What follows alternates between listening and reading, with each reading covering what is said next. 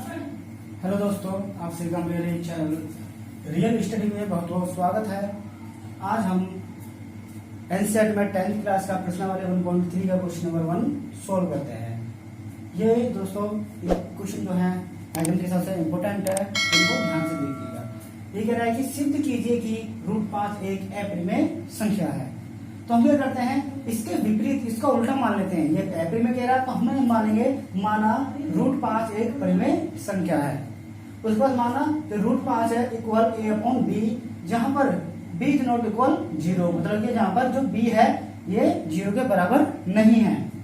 अब आगे चलते हैं, हम लेते हैं जहां a और b पूर्णांक हैं, जो ये a और जो b है हम उनको पूर्णांक मानेंगे तथा a और b में एक के अतिरिक्त अन्य कोई विशिष्ट गुणनखंड नहीं है। मतलब जो a और b है इनमें सिर्फ उनका HCF जो आएगा वो सिर्फ 1 ही होगा और इनको विशिष्ट गुणनखंड नहीं है। आगे हमने जो √5 इक्वल ab का यहाँ पर कॉपी किया, उसके बाद हमने क्रॉस मल्टीप्लाई करी तो यहाँ पर हो गया 5b, इधर हो गया a। उसके बाद इन दोनों का यहाँ पर लिख देंगे वर्ग करने पर, हम इन दोनों का वर्ग कर देंगे दोनों तरफ, इसको स्क्वायर लगा दिया। जब इसको वर्ग करेंगे इसका तो √5 की मल्टीप्लाई √5 करेंगे तो रूट खत्म हो जाएगा और यहाँ पर आपका सिर्फ 5 ही बचेगा।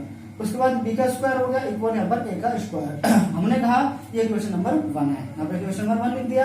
आगे चलते हैं, यहाँ पे लिखेंगे b का जो ये 5 है ये a स्क्वायर को विभाजित करता है, इसीलिए जो 5 है ये को भी विभाजित करेगा।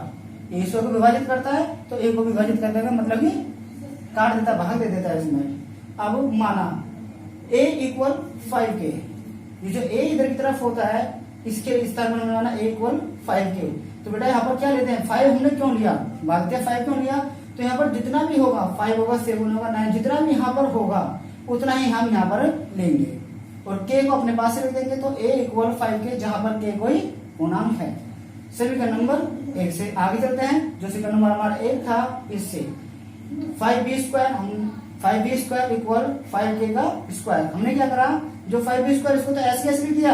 अब जो यहाँ पर जो a स्क्वायर है इसको हमने a हटा दिया और 5k का स्क्वायर कर दिया। a के प्लेस पर हमने 5k लिख दिया, इसकी वैल्यू पुट कर दी। अब 5b स्क्वायर हमने 5 का स्क्वायर किया तो 25 हो गया और k का k स्क्वायर हो गया। आगे तरफ चलते हैं, देखो इस 5 से ये 25 डिवाइड हो जाएगा तो यहाँ पर बचेगा b स्क्वायर, इधर की तरफ हो जाएगा 5k स्क्वायर। अब b का देखो, क्योंकि जो 5 जो है b स्क्वायर को विभाजित करता है, इसीलिए जो 5 है ये b को भी विभाजित करेगा। इसके सामने लिखते क्वेश्चन नंबर 3। अब समीकरण 2 और 3 से पता चलता है, देखो इक्वेशन नंबर जो हमारी 2 ये रही और 3 ये रही, इन दोनों को देखने से पता चलता है कि a और b में उभयनिष्ठ गुणनखंड देखो 5 इसके अंदर आ रहा है और 5 भी इसके अंदर आ रहा है, जो कि a और b में एक के अतिरिक्त अन्य कोई उभयनिष्ठ गुणनखंड नहीं है के विपरीत है। जरा देखो पर आपने ये माना था कि a और b पूर्णांक है और b में एक के अतिरिक्त कोई भी उभयनिष्ठ गुणनखंड नहीं है, लेकिन यहाँ पर कितना आ रहा, यहाँ पर आपका 5 आ रहा। तो क्या होगा, इन दोनों विरोध हो गया, एक दूसरे के विपरीत हो गए। अब यह जो विरोधाभास जो हुआ है ये हमारी त्रुटिपूर्ण कल्पना के कारण हुआ है। जो हमने कल्पना मानी थी कि √5 एक परिमेय संख्या है, इसकी त्रुटिपूर्ण कल्पना के कारण ये हमारा हुआ है। अतः लास्ट में होता अतः रूट जो 5 है ये एक अपरिमेय संख्या है, ये परिमेय संख्या नहीं है। आशा करता हूँ आप सबकी समझ में ये आया होगा, इसको कॉपी करते हैं। और ध्यान दें बेटा, यहाँ पर √5 है, यहाँ पर कुछ और भी हो सकता है, √2 भी हो सकता है, 3 भी हो सकता है, 6 भी हो सकता है, कुछ भी हो सकता है, सभी को हम इस हिसाब से करेंगे। ये √5 √2 इस हिसाब से कुछ भी हो सकता है। और ध्यान रखना एक ये हो गया और एक और होता है, जैसे कि 1 ऊपर लिख दे और नीचे रूट के अंदर कोई संख्या लिख दे, जैसे कि 1/√3। इस टाइप के क्वेश्चन और इस टाइप के क्वेश्चन है वो हम इसी पैटर्न से सोल्व करेंगे। जो नेक्स्ट पैटर्न है उसको वो दूसरे वाले सवाल उनको कैसे सोल्व करते हैं उनको भी हम बताएंगे। फिलहाल आप इन पर ध्यान दें। धन्यवाद।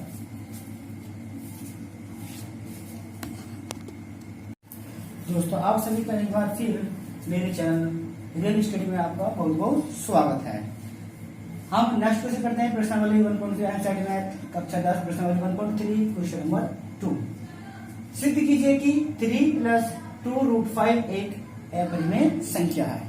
इससे पहले मैंने बताया था कि अगर सिंगल कोई संख्या दी होती है, जैसे पिछली वाली वीडियो में बातें की थी, जैसे कि 2√5 हो गया, या फिर √2 हो गया, या फिर 1/√2 इस टाइप से होगा, तो पहला वाला पैटर्न था पिछली वाली वीडियो में आपको बताया। अब क्या है, अगर इस टाइप की संख्या लिखी होती है 3 + 2√5, या फिर यहाँ पर माइनस होता है कि 3 - 2√5, या फिर खाली 2√5, इस टाइप से कोई भी संख्या होती है जिसके बारे में पूछा कि एक अपरिमेय संख्या है, तो उसको कैसे करते हैं, हम इस टाइप से इसको सोल्व करेंगे। तो सबसे पहले हमने यहाँ पर लिखा, माना 3 + 2√5 एक परिमेय संख्या है।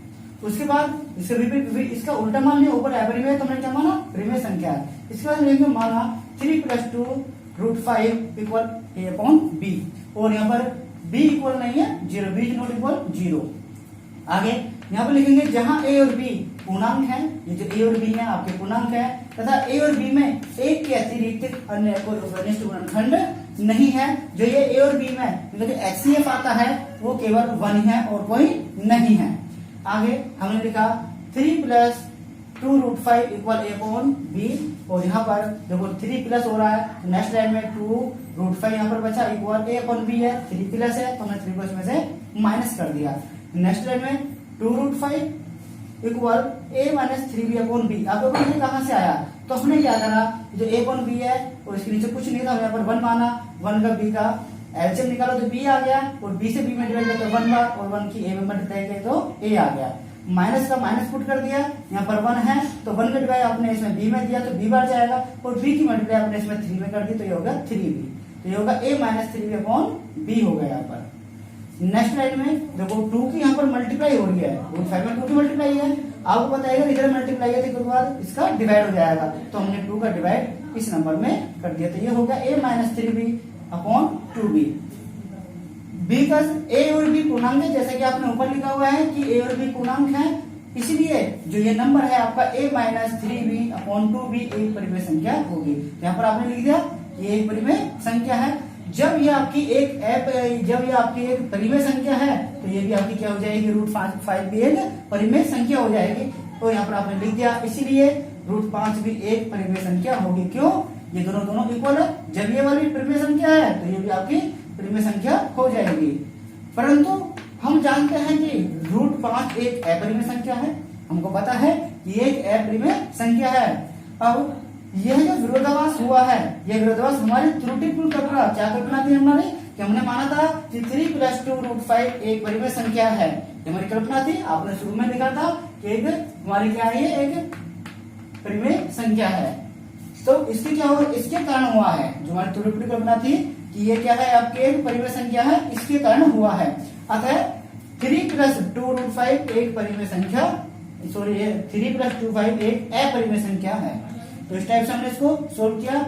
इसके अंतर्गत मैं बता देता हूँ, जैसे कि मैंने आपको बताया कि जैसे कि ये 3 + 2√5 है, ये हो गया, या फिर 3 - 2√5, इस टाइप से कोई क्वेश्चन आता है, या फिर आपका यहाँ पर खाली आ जाए 2√5, इस टाइप से कोई भी क्वेश्चन आ जाए, तो जितने क्वेश्चन होते हैं वो सब हम इस पैटर्न से सोल्व करते हैं। आशा करता हूँ आप सभी की समझ में ये वीडियो आई होगी। धन्यवाद।